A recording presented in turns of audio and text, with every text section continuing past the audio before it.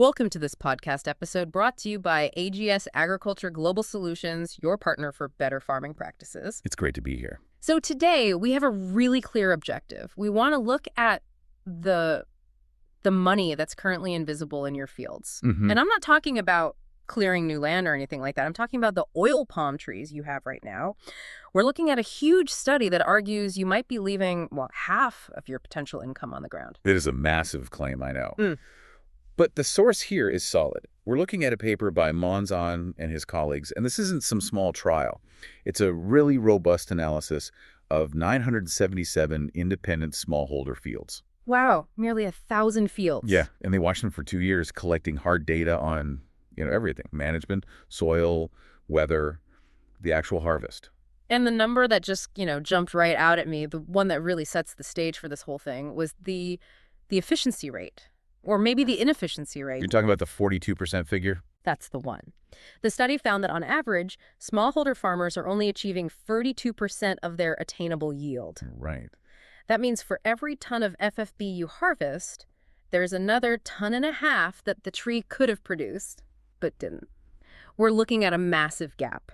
It is a shocking statistic. And just to be clear for everyone listening, we're not talking about potential yield in some perfect lab. No, not a fantasy number. Exactly. We're talking about attainable yield. Okay, let's unpack that because I think a lot of growers, they hear researchers talk about potential and it just feels unrealistic.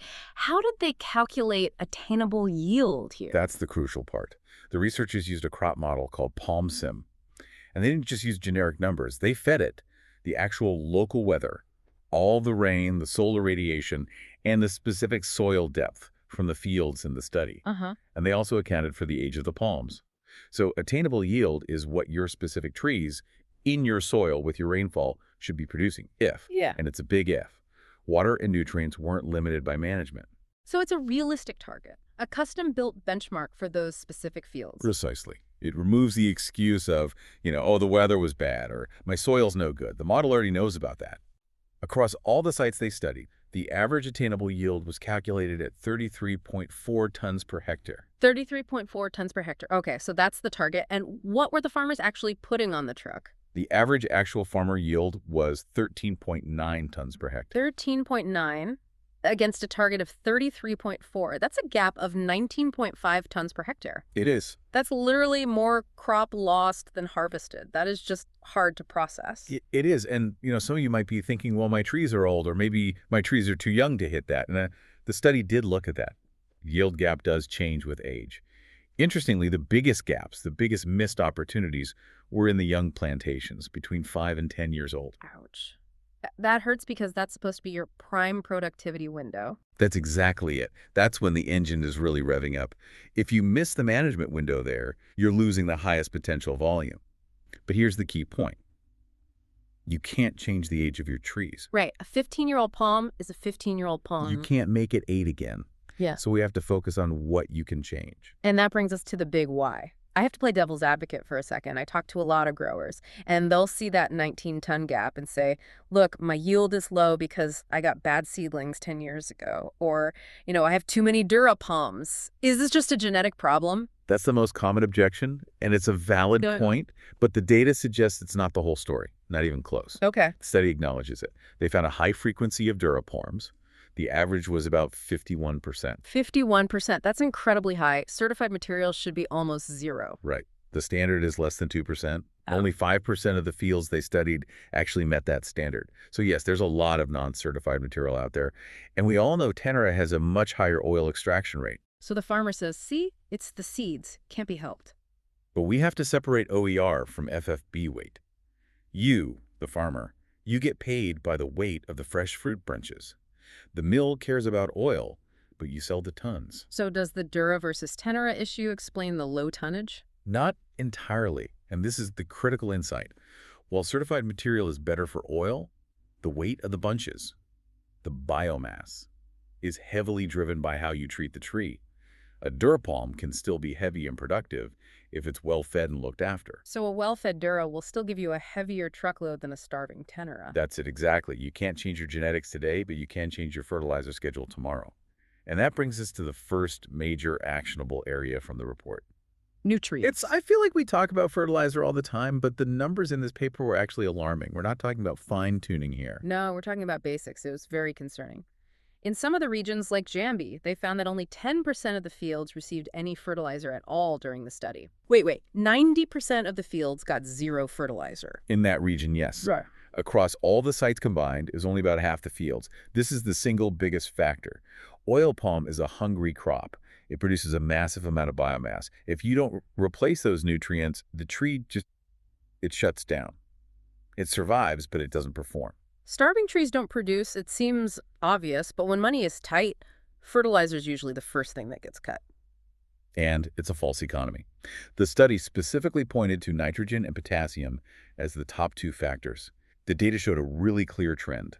Fields with higher nutrient application rates, especially high potassium, were consistently in the high yield category. Let's get specific. Why those two? Nitrogen and potassium? Well, nitrogen drives the vegetative growth, the fronds, the canopy. That's your solar panel. No nitrogen, no factory. But potassium's the money nutrient. Because it's all about the fruit. It drives the bunch formation, the fruit weight, everything. And here's something interesting. Many farmers reported disease problems. But when the researchers looked, they didn't see disease. They saw severe nutrient deficiency. So the leaves are turning yellow, the farmer thinks it's a fungus, but the tree is actually just screaming for potassium. Precisely. And if you spray fungicide on a starving tree, you're just wasting money and the tree is still hungry. The instruction from this data is simple. You have to apply fertilizer, focusing on that N and K balance. Okay, so step 1 is feed the crop. Don't be afraid of the input cost. Step 2 is something that costs less cash, but it needs more discipline. The harvest interval. This is a huge behavioral opportunity. The harvest interval is just, how many days between cutting rounds. Ideally, you want to be in that field every 10 to 15 days. And what was the reality on the ground? The average was 19 days. In some places, like West Kalimantan, it was pushed out to 25 days, sometimes even more. So they're missing a whole cycle. Why does that extra week matter so much? If the bunch is ripe on day 15, won't it still be there on day 25? It will be there, but you're losing money in two ways. First is just physical loss. When you wait that long, the fruit gets overripe, the loose fruits start to drop, and those loose fruits have the highest oil content.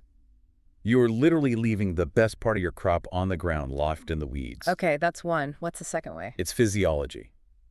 If you leave ripe bunches on the tree for too long, it actually slows down the production of new flowers. The tree basically says, hey, I'm still holding fruit, I don't need to make more. By waiting 25 days, you are slowing down the entire production line. And there was also a point about how they decide when to harvest, right? The criteria. Yes, this is a classic habit we need to break. Almost 60% of the high-yield fields were still using the wrong criteria, mostly just looking at bunch color. Looking for that perfect red-orange shade. Right. But color can be so deceptive. It depends on the light, the variety. The only reliable indicator is loose fruits. The tree tells you when it's ready. So if you see loose fruits on the ground, it's time to cut, no matter the color. Exactly. If you harvest by color, you're often cutting unripe bunches, which weigh less and have less oil. You're cheating yourself. Or you're waiting too long and losing the best fruit to the ground. So the instruction is rigid, a 10 to 15 day schedule, period. And stop looking at the color look for the loose fruits. It sounds simple, but it takes discipline to organize your labor to be there that often. But the data says it pays. Okay, let's move to maintenance. The report painted a pretty wild picture of what the fields actually looked like. Wild is a good word for it. Yeah. 80% of the fields had severe weed infestation. 80%. So you're basically walking through a jungle to get to your palms. And think about how that connects back to fertilizer. If you spend your hard-earned money on potassium and nitrogen, and you throw it into a field covered in weeds, who eats first? The weeds. They're right there. Exactly. You're just fertilizing your competition. Yeah. The study makes it clear that weed control is critical to make sure your investment actually goes to the crop. And then there's pruning. I know a lot of farmers see that as dead work. It doesn't immediately put fruit in the truck. It's so often neglected. Only 1 out of 4 fields was pruned properly. But think about what we just said about loose fruit. If your palm is choked with dead fronds, how can you even see the loose fruit? How can you harvest cleanly? You can't. You're going to miss things. Proper pruning or sanitation, it gives you access.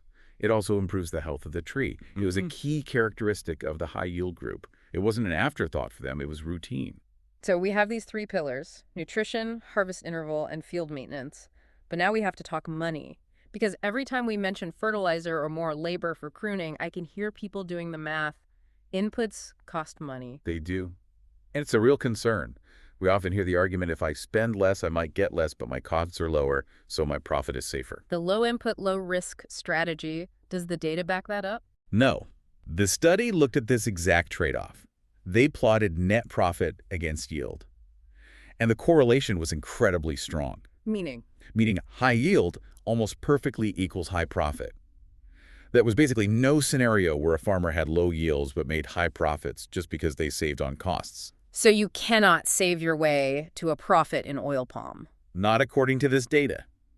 The fields that spent money on fertilizer and labor, yes, they had higher production costs. Of course they did. But the extra tons of FFB they harvested, it more than paid for those inputs. The revenue line grew way faster than the cost line. That's a crucial point. It confirms that spending on the right things is an investment, not just a cost. And the reverse was also true. The strategies to save money, like cutting fertilizer or extending harvest intervals to 20-plus days, they resulted in drastically lower profits. Low cost equals low yield, which equals low income. The math is brutal but clear. It really dismantles that idea that you can just let the trees sit there and collect passive income. You have to feed the factory. It's intensive agriculture. To get the output, you have to provide the input. So let's summarize the marching orders from this study. We've looked at almost 1,000 fields, and the path to closing that 19.5-ton gap seems to come down to 3 main actions. Action number 1, nutrients. You cannot starve the crop. Apply fertilizer, focusing on potassium and nitrogen. And don't mistake deficiency for disease. Your trees are probably just hungry. Action number 2, the calendar. Shorten that harvest interval, a maximum 15 days, and change your criteria to loose fruits. Stop cutting unripe bunches and stop letting ripe ones rot. And action number 3. Sanitation. Control the weeds so they don't steal your fertilizer, and prune the fronds so you can actually harvest what you grow. What I really like about this list is that none of it requires buying more land. None of it requires waiting 3 years for a new replanting to mature. That is the big takeaway. These are changes you can make tomorrow. On your existing trees, you can change the harvest schedule. You can order the right fertilizer. This is about unlocking invisible production on the land you already own. It changes the perspective from I need to expand to I need to optimize. And that leads to a bigger thought if we zoom out. We said the gap was about 19.5 tons per hectare. If we could close that gap, even partially, across all smallholder land, the impact is staggering. It would be millions of tons of extra oil. Millions. And here's the provocative thought to leave you with. We are under constant pressure about land use and deforestation. If we can double the yield on the land we already have, go from 13.9 to, say, 30 tons per hectare, we can meet global demand without cutting down a single new tree.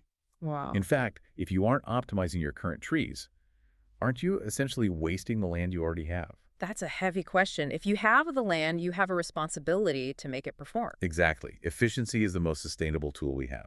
Well, on that note, we've given you a lot to think about and hopefully a checklist for your next field visit. Feed the trees, watch the calendar, clear the weeds. The potential is right there, just waiting. It's your yield gap to close. Good luck. Remember to visit our AI farming assistant at cropdrive.ai to learn more on how to increase your oil palm yields and incomes. Thanks for listening.